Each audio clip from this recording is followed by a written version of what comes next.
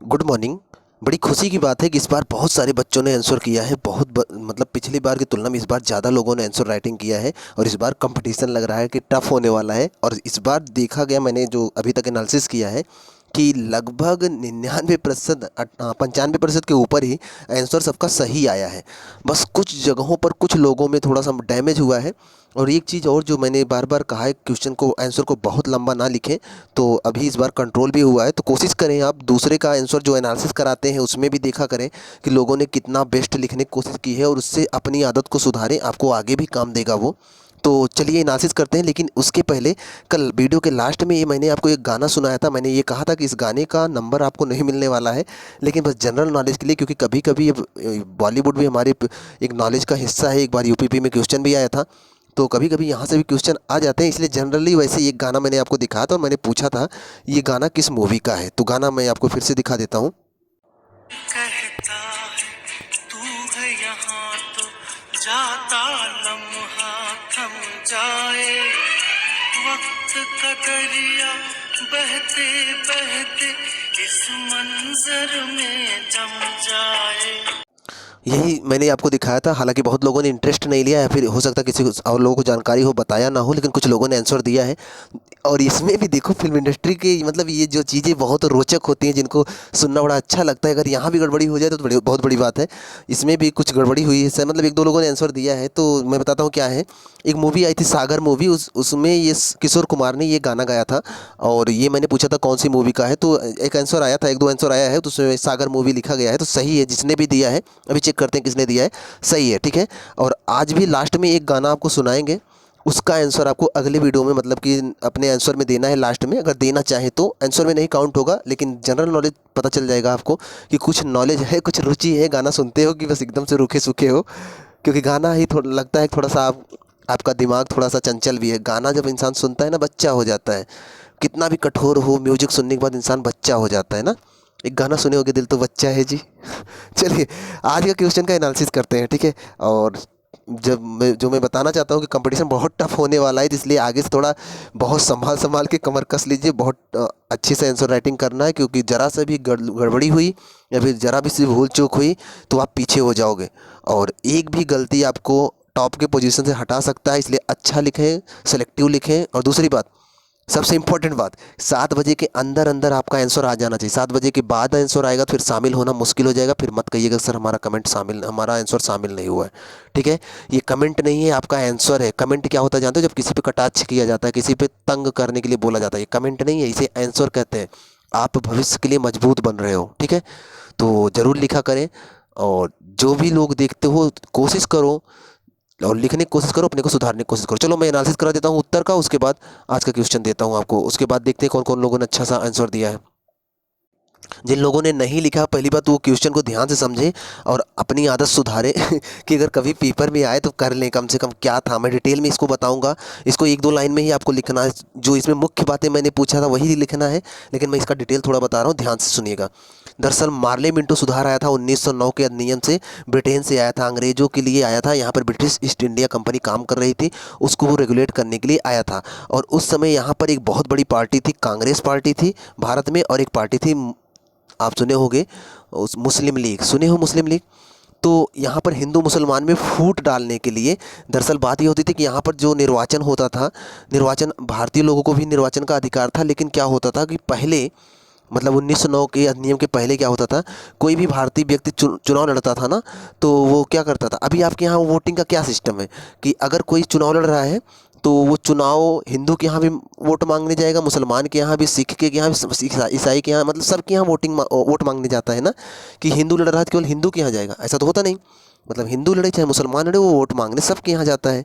तो इससे क्या होता है, जब आप सबके यहाँ जाओगे तो हाँ पंडित जी वोट करिएगा, हाँ मौलवी साहब वोट करिएगा, मतलब कि हाँ खान भाई वोट करिएगा। तो यहाँ तो मतलब अपने तरीके से लोग प्रेम से हर जाति हर धर्म के यहाँ जाते हैं, बैठते हैं, खाते पीते हैं, बातचीत करते हैं, लगाव बना रहता है, और इसी बहाने वोट मांगते हैं। तो अंग्रेज़ों को क्या था, अंग्रेज़ चाहते थे कि इनमें फूट डाल दिया जाए, ये जो इतना लगाव है ना, इस लगाव को ख़त्म कर दिया जाए, ताकि हम यहाँ पर आपस में इनको लड़ाते रहेंगे तो हम यहाँ शासन करते रहेंगे। इसलिए इन्होंने 1909 के अधिनियम से क्या लाया, पृथक निर्वाचन। पृथक निर्वाचन में क्या व्यवस्था किया जानते हो? इन्होंने व्यवस्था ये कर दिया कि हिंदुओं के बीच से केवल हिंदू लड़ेगा और वोटिंग केवल हिंदू करेगा, मुसलमानों के बीच से केवल मुसलमान लड़ेगा और वोटिंग केवल मुसलमान करेगा। अगर आपको पता है कि आप हिंदू हो और आपको वोटिंग केवल हिंदू लोग करेंगे तो आप मुसलमान के यहाँ क्यों जाओगे, क्यों उसके यहाँ बैठो उनके यहाँ बैठोगे, क्यों उनसे कहोगे वोट के लिए।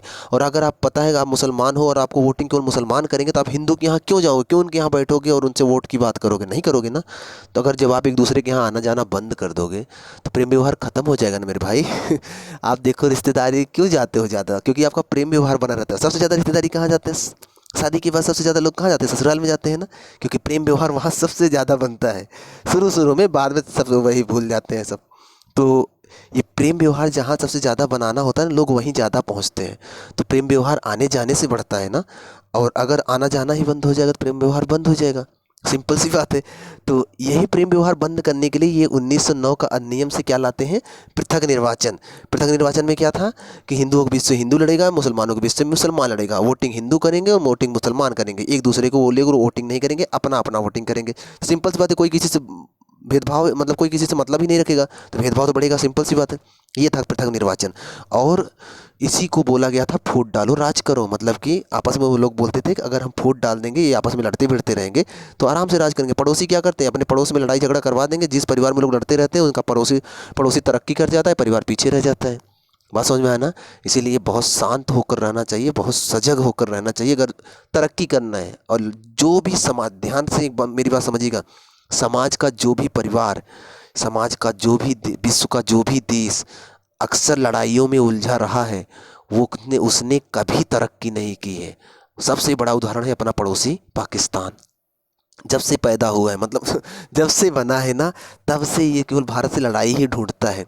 और कंडीशन देखो, खाने के लिए मर रहे हैं आज भी। पाकिस्तान की कंडीशन इतनी ख़राब है क्योंकि जब वो लड़ाइयों के लिए सोचेगा तो हमेशा लड़ाई के लिए व्यवस्था करने लगेगा, अस्त्र शस्त्र के हथियार जुटाने में लग जाएगा। तो जो पैसा उसे एजुकेशन पे और अपने लोगों के विकास में खर्चा करना था, वो पैसा वो क्या कर गोला बारूद खरीदने में खर्चा करेगा।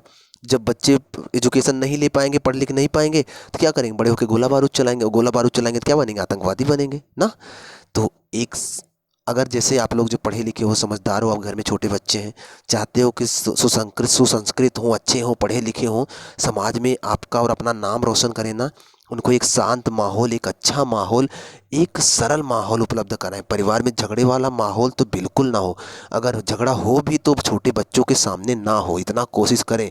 अगर दो परिवार में माँ बाप या फिर कुछ भी झगड़ा हो रहा हो, कोशिश करो बच्चे वहाँ सामने ना हो, क्योंकि उस पर थोड़ा बहुत इफेक्ट उनका पड़ेगा और धीरे धीरे वो यही सीखेंगे। फिर एक अच्छे बच्चे की नींव जो पड़ रही थी उसे आप बर्बाद कर दोगे। बात समझ में आया ना।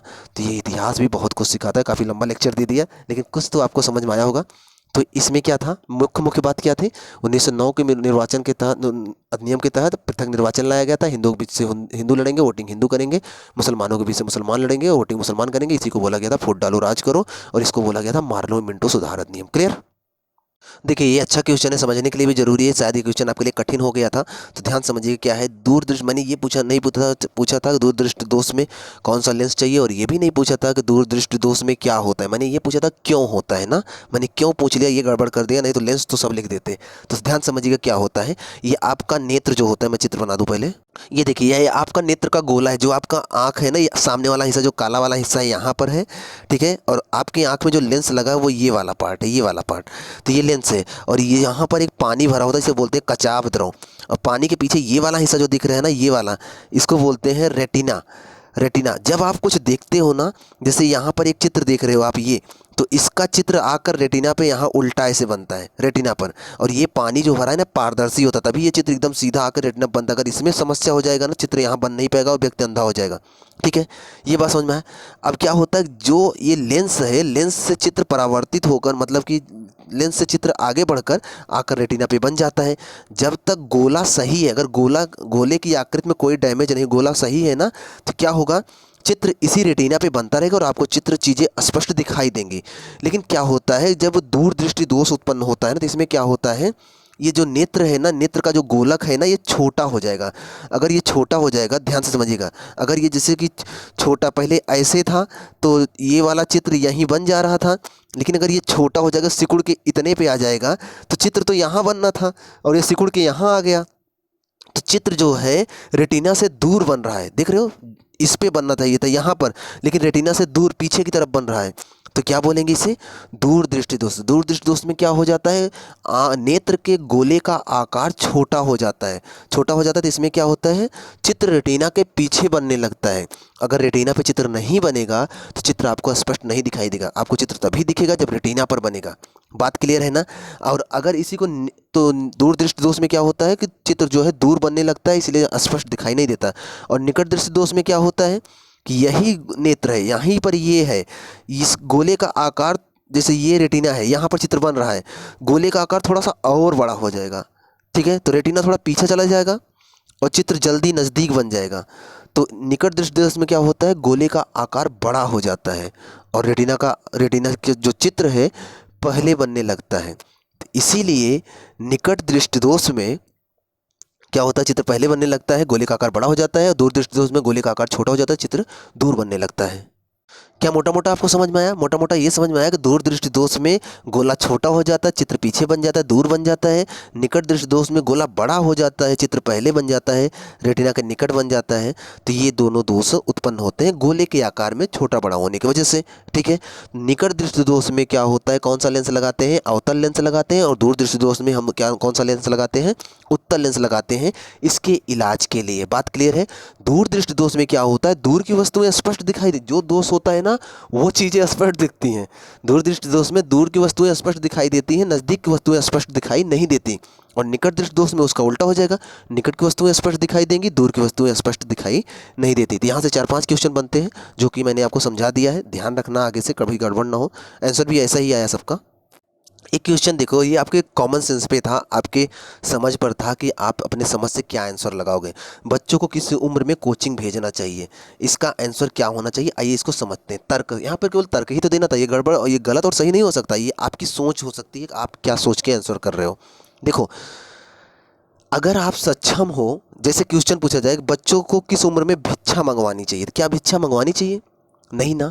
आप सक्षम हो ना, आप कमा रहे हो, तो बच्चे से आपका बच्चा भीख क्यों मांगेगा? नहीं मांगेगा ना। तो दूसरी बात, आपका बच्चा जब स्कूल में पढ़ रहा है उसके बाद भी वो जाकर दूसरे टीचरों से भीख मांगे कि नहीं मुझे और पढ़ाइए, क्यों मांगेगा? अगर आप सक्षम नहीं हो, अगर आपके अंदर ज्ञान है, आपके अंदर काबिलियत है कि आप अपने बच्चे को वो सारे क्वेश्चन हल करवा सकते हो, वो सारी समस्याएं समाधान कर सकते हो जो उसे एक दूसरे टीचर से मिलेगा, तो सिंपल सी बात है, उसे कोचिंग जाने की कभी ज़रूरत नहीं पड़ेगी ना।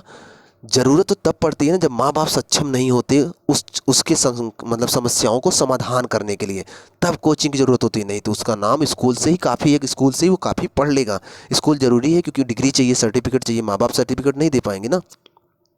तो सिंपल सा कॉन्सेप्ट है कि हमारे ख्याल से ये लगता है कि बच्चों को कोचिंग की ज़रूरत तब तक नहीं है जब तक माँ बाप सक्षम है, माँ बाप उनको पढ़ाने के लिए सक्षम है, उनके अंदर क्वालिटी है। आप सुने होंगे टीना डॉबी और रिया डॉबी। रिया डॉबी टीना डॉबी की बहन है जो कि अभी पिछली बार आईएएस बनी। तो जो आईएएस बनी थी वो रिया डॉबी कोचिंग नहीं की थी, वो घर से ही स्टडी की थी। उनके पापा आईएएस थे, उनकी बहन आईएएस थी, सारा गाइडेंस मिल रहा था, मेहनत खुद करना था, कर लिया उन्होंने। ठीक है, ये उदाहरण है कि ज़रूरी नहीं कि आप कोचिंग ज्वाइन करो, बिना कोचिंग के भी बड़े बड़े कारनामे किए जा सकते हैं। आपको सही गाइडेंस मिल जाए, सही गाइडेंस अगर माँ बाप देने में बच्चों को सक्षम है तो बच्चों के लिए कोचिंग कोई बहुत ज़रूरी नहीं है। तो आंसर ये ज़्यादा सही है। अगर आपको सही लग रहा होगा, मेरे हिसाब से ये आंसर ज़्यादा सही है। देखते हैं लोगों ने क्या क्या लिखा है। तो ये रहा आज के 3 क्वेश्चनों का आंसर। चलिए थोड़ा सा कमेंट चेक कर लेते हैं लोगों ने क्या क्या लिखा है, क्योंकि इसी के बहाने, इसी से भरोसे तो अगले 5 वीडियो के बाद रैंकिंग बनाएंगे ना, उसके बाद आज के 3 क्वेश्चन आपको देते हैं। देखिए, एक एम के भाई ने आंसर लिखा है कि सदनियम के द्वारा चुनाव प्रणाली सिद्धांत को पहली बार मान्यता मिली। ये पूरा सच नहीं है, पूरा सच जो मैंने बताया था वो है। तो बहुत अच्छा नहीं, फिर भी आपने जो प्रयास किया है सही है। दूसरा क्वेश्चन है कि आंखों के चक्षु के लेंस जो नेत्र लेंस छोटा हो जाता है, गोलक का आकार छोटा हो जाता है, फिर भी बहुत अच्छा कोशिश किया आपने। ठीक है, लिखना शुरू करेंगे, धीरे धीरे सुधार हो जाएगा। और इनका मानना है कि बच्चों को कोचिंग 14-15 वर्ष में भेजना चाहिए क्योंकि इसके पहले जिम्मेदारी घर पर खुद पढ़ाएं। तो क्या हुआ, 14-15 साल के बाद नहीं पढ़ा सकते? आप उसके बाद भी पढ़ा सकते हैं ना, जरूरी थोड़ी कहीं लिखा है 14-15 साल के बाद ही पढ़ाना है कोचिंग में। आप 20 साल 22 साल तक पढ़ाइए, जब तक आपके पास समझ है आप पढ़ाइए ना। ये राज भाई ने एक क्वेश्चन अच्छा लिखा है, देखो 1909 के अधिनियम द्वारा वोट डालो राज करो की नीति है और इसी के तहत पृथक निर्वाचन, सांप्रदायिक निर्वाचन की व्यवस्था की गई थी। 1947 में यही कारण था भारत पाकिस्तान का विभाजन। तो आंसर सही है आपका, अच्छा लिखे आपने। ये जो आंसर आपने दूसरे के दिया, हमारी आंखों की लेंस की फोकस दूरी कम या ज़्यादा होने से ये होता है, तो कम या ज़्यादा फिक्स करो ना, कम की ज़्यादा। पूरी तरह से आंसर दूसरा सही नहीं है, ध्यान रखें। और तीसरे का आंसर इन्होंने दिया कि 14-15 साल की उम्र में बच्चों को कोचिंग जाने चाहिए, क्योंकि आप एजुकेटेड हो तो आप इसके नीचे कक्षा को खुद से घर पर पढ़ा सकते हो। क्यों भाई, इसके ऊपर क्यों नहीं पढ़ा सकते, ये नहीं समझ पा रहा हूँ। क्या कोई 14-15 मतलब कोई हाई स्कूल तक ही पढ़ा सकता है, इंटर वालों को बच्चों को अपने घर पे नहीं बता सकता चीज़ें। एक Y2 नाम से आंसर आया था। 1909 का अधिनियम के द्वारा पृथक निर्वाचन लाया गया था, सही है। मुस्लिमों को राष्ट्रीय आंदोलन को अलग करने के लिए किया गया था, ठीक है, जो लिखा आपने सही है। दूसरे का आंसर दिया कि आंखों के चक्षु की फोकस दूरी अधिक हो जाने या नेत्र लेंस के छोटे हो जाने का, दूसरा भी आंसर सही है आपका। इन्होंने तीसरे का आंसर दिया कि अभिभावक भेजना शुरू कर देते हैं। मैं ये नहीं पूछ रहा हूँ भेजना शुरू कर, मैं ये पूछ रहा हूँ भेजना कब चाहिए, आपका तर्क जानना था। ये आंसर आपने सही नहीं लिखा है। साक्षी जी ने आंसर किया है प्रश्न 3 को, मतलब तीसरे का दिया 4-5 वर्ष की उम्र में कोचिंग भेजना चाहिए। नहीं, ये पूरी बात सहमत नहीं है, क्यों भेजना चाहिए ये भी नहीं बताया। दूसरे का आंसर बहुत बेस्ट दिया आपने, जो मैंने समझाया था। तीसरे का भी आंसर बेस्ट है आपका, सही है। दूसरा तीसरा बेस्ट है, वही जो आपने आंसर तीसरा पहला दिया था वही गलत लग रहा है। एक धीरज नाम के आदमी लड़के ने किया है, केवल एक ही आंसर लिखा है। अभिषेक जी ने जो आंसर लिखा है पूरी तरह से सही नहीं है, फिर भी कोशिश किया आपने, लेकिन थोड़ा और सुधार के लिखिए। इतने से आंसर से बात नहीं चलेगा। मैंने जो समझाया था उसको आपने नहीं दिया है, बहुत सारी चीज़ें ऐसी डाल दी जो बहुत ज़रूरी नहीं थी। ये दूसरे का आंसर इन्होंने दिया कि एज 40 के ऊपर होने पर ऐसा होता है, ऐसी बात नहीं। बच्चों को भी फोकस दूरी में प्रॉब्लम हो जाती है, बच्चे भी लगवाने लगते हैं आजकल चश्मे। और इन्होंने कहा कि नेत्र लेंस का छोटा हो जाना मतलब गोले का छोटा हो जाना है, तो सही है, लेकिन कुछ चीज़ें जो आप शामिल किए हो केवल 40, तो ऐसा कहीं लिखा नहीं है। तीसरे का भी आंसर बहुत संतोषजनक नहीं है कि 3 वर्ष में 5 वर्ष में बच्चा क्या कोचिंग करेगा। आपको तो मैंने समझा दिया ना, आप उससे कंपेयर करिए और आगे के आंसर और बेस्ट लिखने की कोशिश करिए। एक आंसर वितुल जी का आया है, ये भी बोल रहे हैं 5वीं क्लास के बाद बच्चों को कोचिंग लगाना चाहिए। तो मुझे नहीं लगता कि आप लोगों का आंसर इतना सेटिस्फाई है जो आप लोग सब लोग बता रहे हैं। एक दूसरे का आंसर इन्होंने दिया जो कि बेस्ट आंसर है, सही है। नेत्र लेंस का मतलब छोटा हो जाना, तो ये सही है आंसर। आदेश मिश्रा का आंसर देखते हैं। 1909 के अधिनियम के द्वारा पार्लियामेंट्री सुधार के नाम जाना जाता है और इसके द्वारा पृथक निर्वाचन लाया गया था, सही है। दूसरे का आंसर दिया कि नेत्र गोलक का आकार कम हो जाता है, दूरी बढ़ जाती है, तो ये भी आंसर सही है। दूसरा भी बेस्ट आंसर है इनका। तीसरे का आंसर दिया कि ये बच्चों के माइंड के ऊपर निर्भर है कि यदि बच्चा स्कूल में ही अच्छा है पढ़ लेता है और कोचिंग की ज़रूरत नहीं है, तो बच्चे को स्कूल में ही अच्छे से ही पढ़ाया जाए और स्टार्टिंग से ही कोचिंग लगवा देना चाहिए। 1 मिनट चाहिए करें, अगर स्कूल में अच्छे से नहीं पढ़ रहा है तो स्टार्टिंग से कोचिंग लगवा देना चाहिए, नहीं तो अगर अच्छा से पढ़ रहा है तो नहीं लगवाना चाहिए, ये कहना चाहते हैं। तो ठीक है, मतलब कुछ सही लग रहा है कि ज़रूरत नहीं है बच्चे को, अगर माँ बाप सक्षम नहीं है तो कोचिंग लगवा देनी चाहिए, ये ज़्यादा सही। हाँ, तो मूवी का नाम जो मैंने पूछा था इन्होंने आंसर दिया है, मूवी का नाम सागर है, गुड। दीपिका जी ने आंसर दिया है 1909 के अधिनियम के द्वारा फुट डालो राज करो की नीति लाई गई थी। आपको बताना चाहिए था कि पार्लियामेंट सुधार अधिनियम था और इसके द्वारा पृथक हिंदू और मुसलमानों में पृथक निर्वाचन है, आपको बोलना चाहिए था पृथक निर्वाचन की व्यवस्था की गई थी। ये फुट डालो राज करो नीति नहीं लाई गई थी, ये तो उस समय वाक्य प्रचलित हो गया था। जो नीति लाई गई थी वो पृथक निर्वाचन की नीति लाई गई थी ना, क्वेश्चन वो था, आंसर वो बनता। ये तो उस द्वारा नीति प्रचलित हो गई, फूट डाल के हम राज करेंगे, ऐसी नीति लाई नहीं गई थी। नीति ये लाई गई थी, पृथक निर्वाचन की नीति लाई गई थी कि हिंदू के बीच से हिंदू लड़ेगा, मुसलमानों के बीच से मुसलमान लड़ेगा, ये ज़्यादा सही होता। फिर भी कोशिश किया आपने, सही है। दूसरे का आंसर बहुत बेस्ट है। नेत्र गोलक का आकार छोटा हो जाना, प्रतिबिंब का पीछे बनना, सही है, बेस्ट है आंसर। तीसरे का आंसर बहुत बेस्ट लिखा है इन्होंने। बच्चों को कोचिंग सुविधा कराने की उम्र नहीं होती, अगर माता पिता सक्षम है तो बच्चों को अगर अच्छी शिक्षा मिलती है तो कोई उम्र नहीं होती कोचिंग करने की। बेस्ट आंसर है ये, यही मैंने भी समझाया था। अगला आंसर देखते हैं विशाल जी का। हालांकि पिछली बार के टॉपर भी हैं। एक बात आपको फिर से बता दें विशाल जी, बहुत बड़ा आंसर लिखते हो आप। आपने लिखा 1909 के भारत शासन अधिनियम को भारत सचिव मार्ले मिंटो के नाम से मार्ले और वायसराय मिंटो के नाम से मार्ले मिंटो कहा गया। इतना बड़ा बताने की क्या जरूरत है, क्वेश्चन पूछने वाला जानता है ये सब चीज़ें, ये सब क्यों बता रहे हो। आप ही बताओ कि इसे मार्ले मिंटो सुधार अधिनियम कहा गया था, इसके द्वारा पृथक निर्वाचन लाया गया था और हिंदुओं के बीच से हिंदू, मुसलमानों के बीच से मुसलमान लड़ेगा, बस हो गया, आंसर हो गया। इतना बड़ा तामझाम देने की क्या ज़रूरत है। ठीक है, कोशिश किया करो कम शब्दों में उस चीज़ को बोल दो, व्यक्त कर दो, तो वो ज़्यादा सही होगा। ठीक है, आंसर अच्छा है, लेकिन आगे से कोशिश करें कम शब्दों में, इतना ज़्यादा टाइप करने की क्या ज़रूरत है।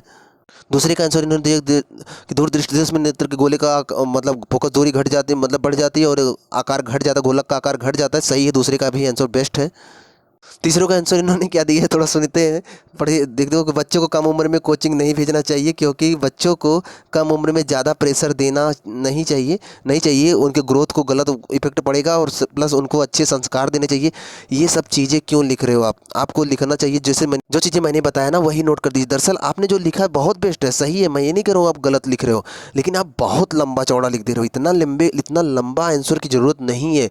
इतना ज़्यादा लंबा ऐसा ना लिखो कि जैसे कि अभी तो आप सुधार कर रहे हो, लिख रहे हो ना, लेकिन कभी अगर आप जैसे कि कहीं पर आंसर राइटिंग करोगे, किसी को आंसर अपना दोगे, इतना लंबा चौड़ा निबंध लिख कर दोगे ना तो आधा पढ़ के छोड़ देगा।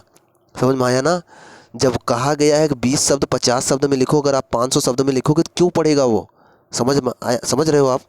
कम शब्दों में बेस्ट लिखने की कोशिश करो। आगे से ध्यान रखना, आप लिखे हो वो गलत नहीं है, जो भी लिखे हो सब सही है, लेकिन इतना लंबा फालतू की चीज़ें ना भरा करें ना।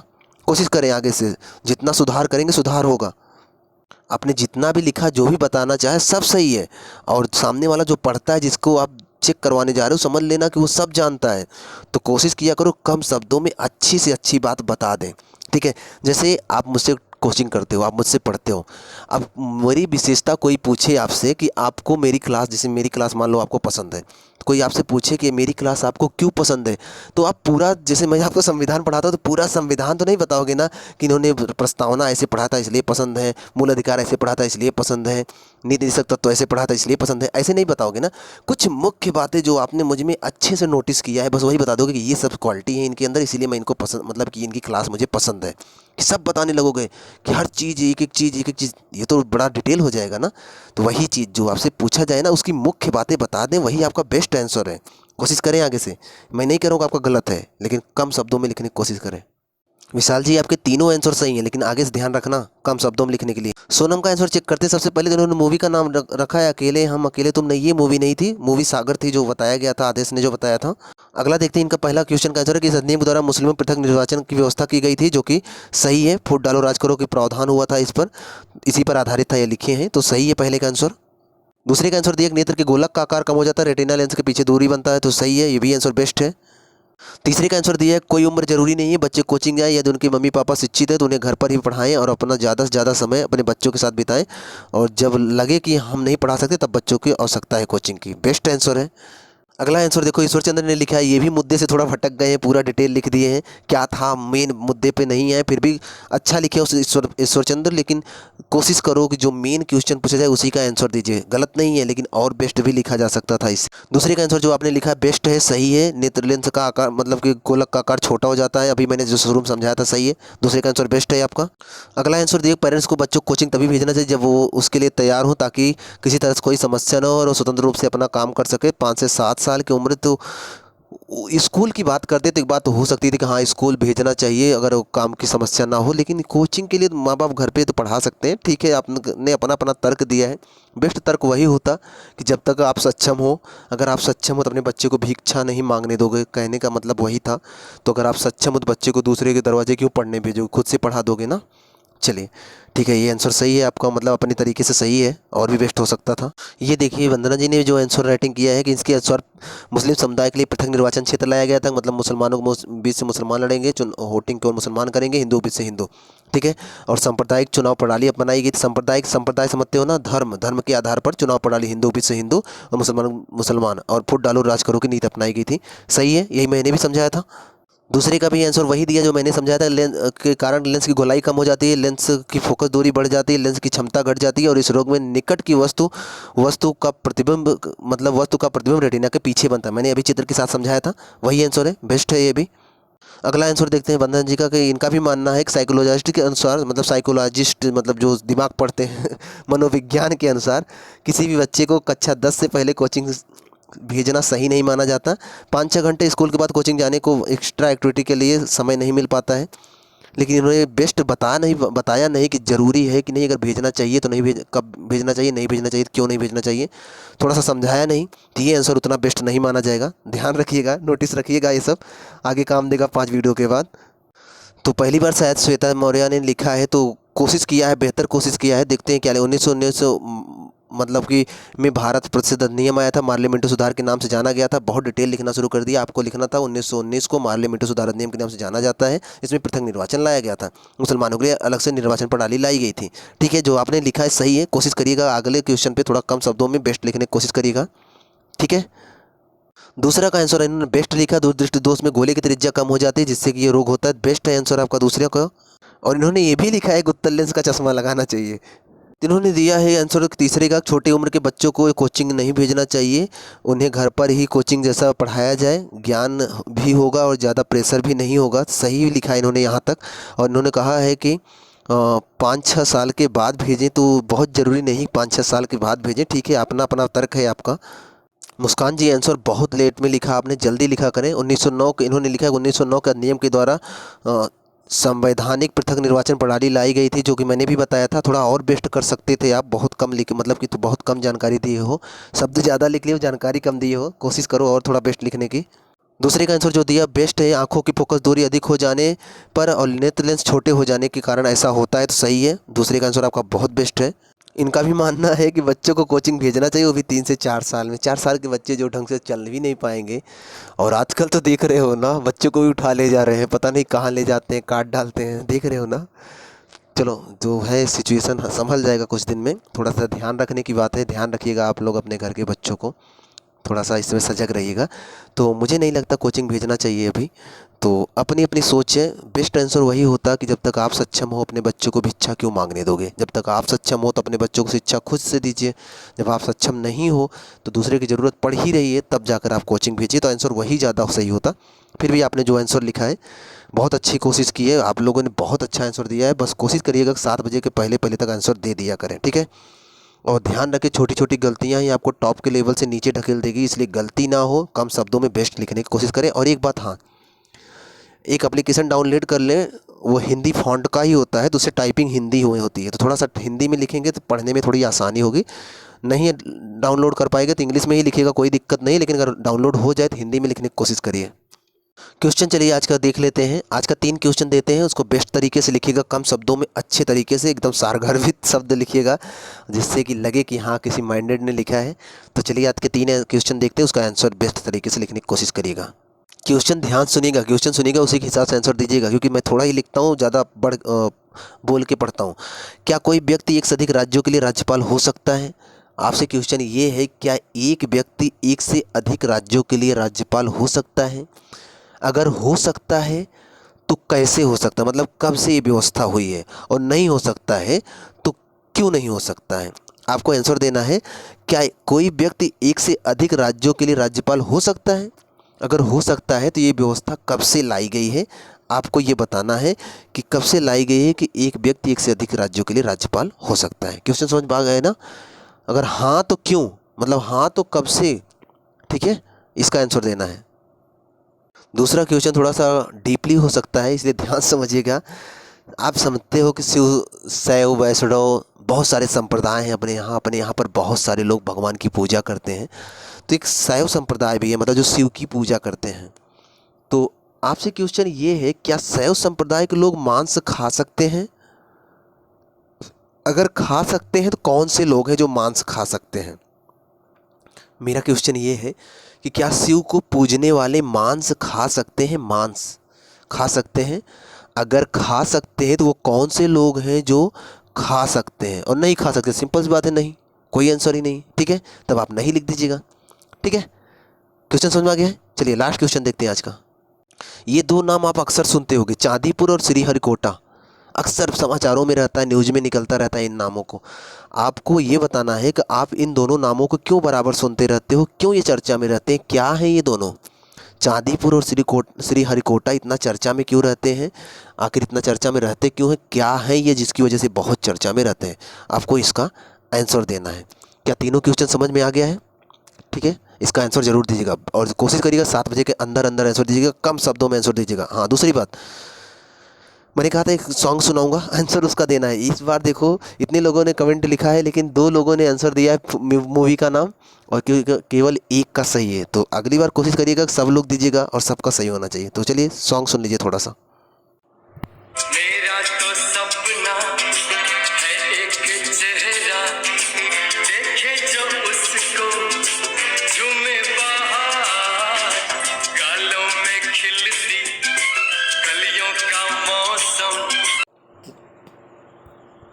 तो सुन लियोगे आप गाने को, तो आंसर ज़रूर दीजिएगा, ठीक है। और यहीं पर वीडियो को रोकते हैं और आंसर इसका पहले तो आपका काम है क्वेश्चन का आंसर देने का, उसके बाद आंसर इसका दीजिएगा, ठीक है।